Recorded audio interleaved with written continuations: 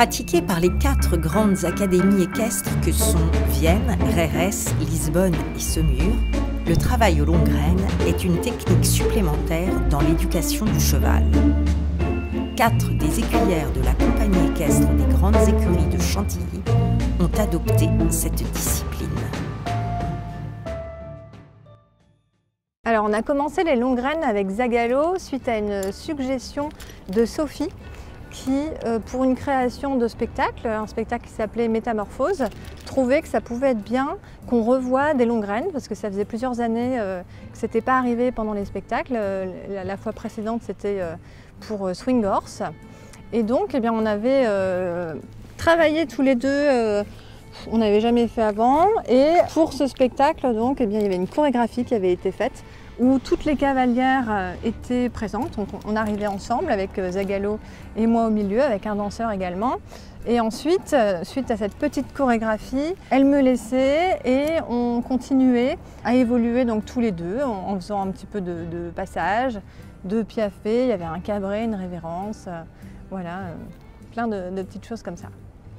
Pour ma part, j'ai commencé les longues graines lors de ma formation monitorat parce que dans mon épreuve, j'avais une option longue graine et j'ai suivi une formation longue graine dans la Loire. Et ensuite, j'ai approfondi ce travail en arrivant au musée du cheval avec Acharo et ensuite j'ai continué sur Zanzibar.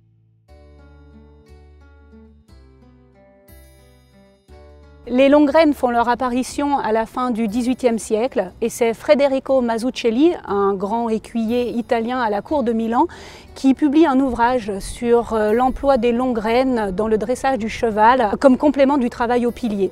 Et François Baucher, qui est un fin admirateur de ce grand maître, importa cette discipline des longues graines en France au tout début du XIXe siècle.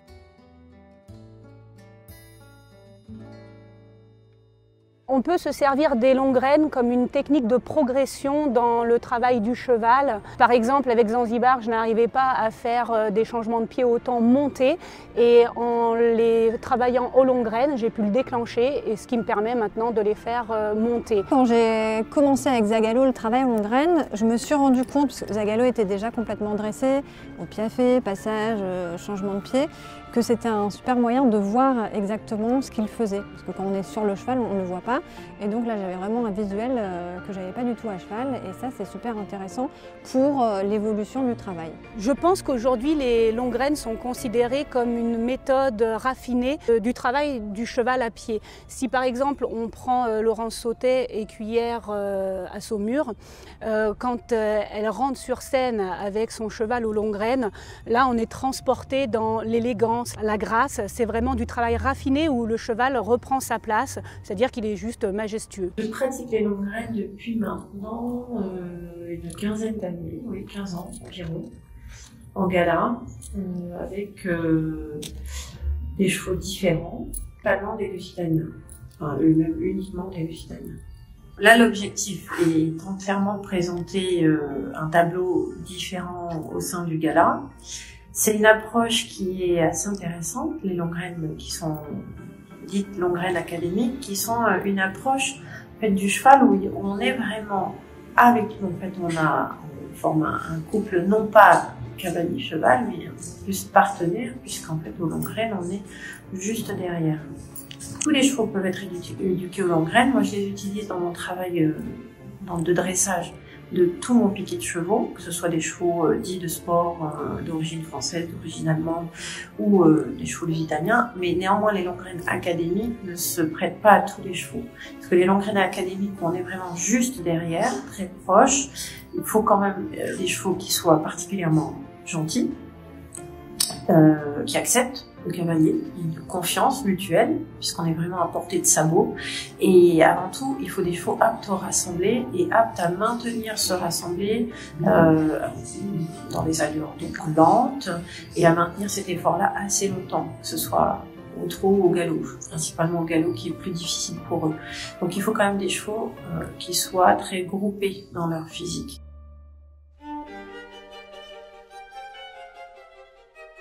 Bien sûr que les longues graines peuvent être dangereuses si on ne travaille pas en amont les exercices préparatoires pour arriver à la finalité, c'est-à-dire à la croupe du cheval.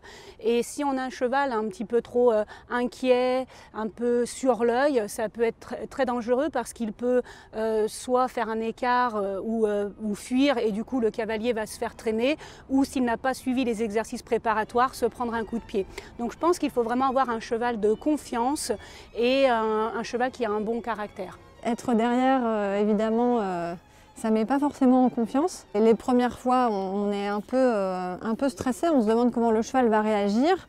Et en fait, eh bien, en faisant les longues graines, on développe cette confiance avec son cheval, on sait comment agir et on le connaît différemment. Alors, on ne ressent pas du tout, comme quand on est sur le cheval, les différents mouvements. Parfois, il peut exploser et comme on n'est pas trop habitué en tenant les rênes, c'est un peu particulier, mais très vite, eh bien, on a des repères qui se créent et on apprend à vraiment travailler avec son cheval et ressentir aussi, un petit peu comme quand on est à cheval, mais différemment, les différents mouvements.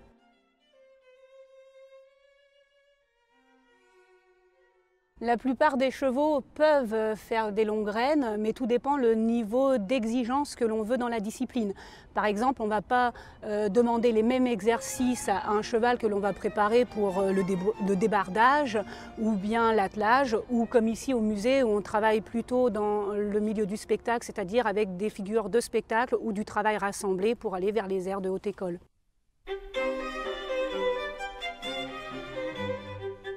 Les longues graines m'apportent une discipline supplémentaire et une méthode de travail en plus.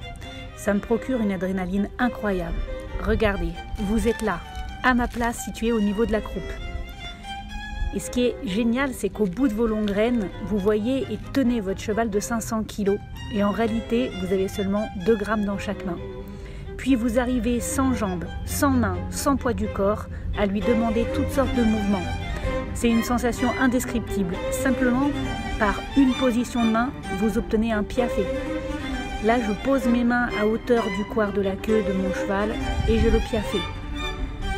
Je place ma main à la pointe de la fesse et j'ai le passage. Je les replace au couard, j'ai le piaffe.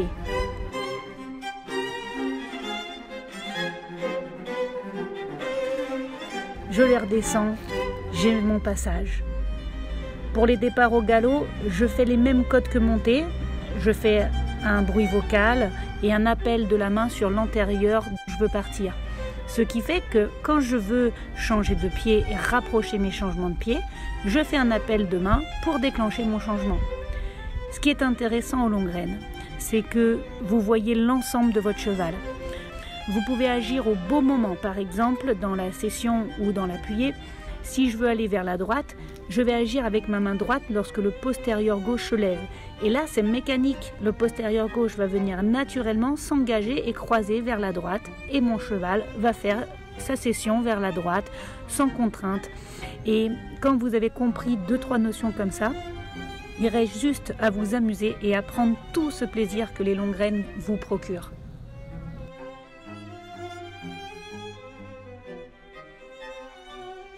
Avec Zagalo, pendant 2 ans, on a présenté un numéro de longue graine dans le spectacle Métamorphose. Suite à ce spectacle, en fait, on a aussi eu la chance d'aller à Bordeaux lors de la Coupe du Monde de jumping en 2017. Et justement, Elodie était de la partie. On était avec Zagalo et Zanzibar.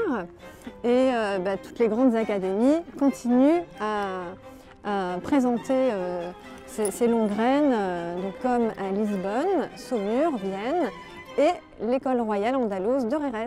Bonjour, je suis Rafael Soto, devant les palais de la Real Escuela et on est ici avec Manuel Ruiz et Yente. Manuel, c'est le grand écuyère spécialiste en longue graine qui va nous faire une petite démonstration avec son cheval. Là on est. Ratito, Manolo, ahí.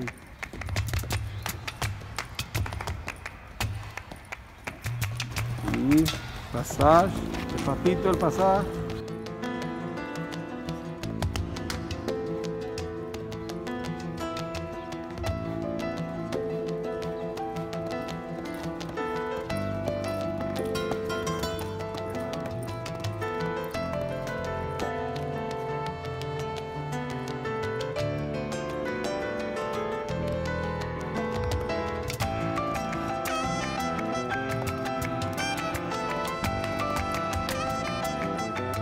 Muy bien.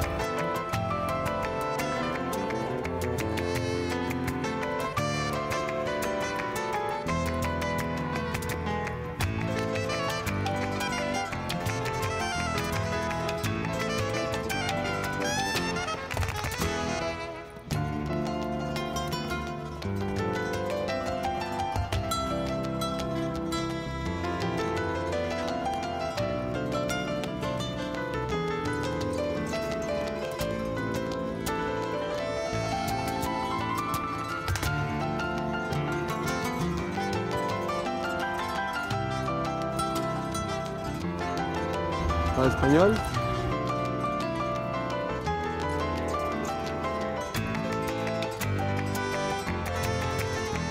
La pirouette.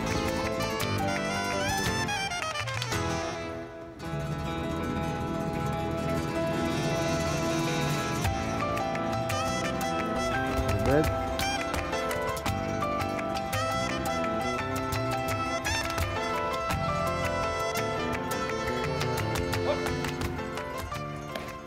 Ça a été Manuel Ruiz et Gente, ici à la Real Escuela. Au revoir et à bientôt. Merci beaucoup. Nous sommes à l'école portugaise d'art équestre qui a été fondée en 1979 avec le propos de reconstruire l'ancienne Académie royale fondée par notre roi Jean V au début du XVIIIe siècle au manège de Belém, avec les chevaux lusitaniens d'Alter Real. Dans les images, on peut voir le travail de Longren qui est fait par l'écuyer adjudant Emmanuel Lucas avec Gushkit. Le travail, on le fait à cette école depuis sa fondation avec le but de montrer au public le travail au maximum de l'autre école en donnant la liberté au cheval de s'exprimer sans avoir le poids du cavalier.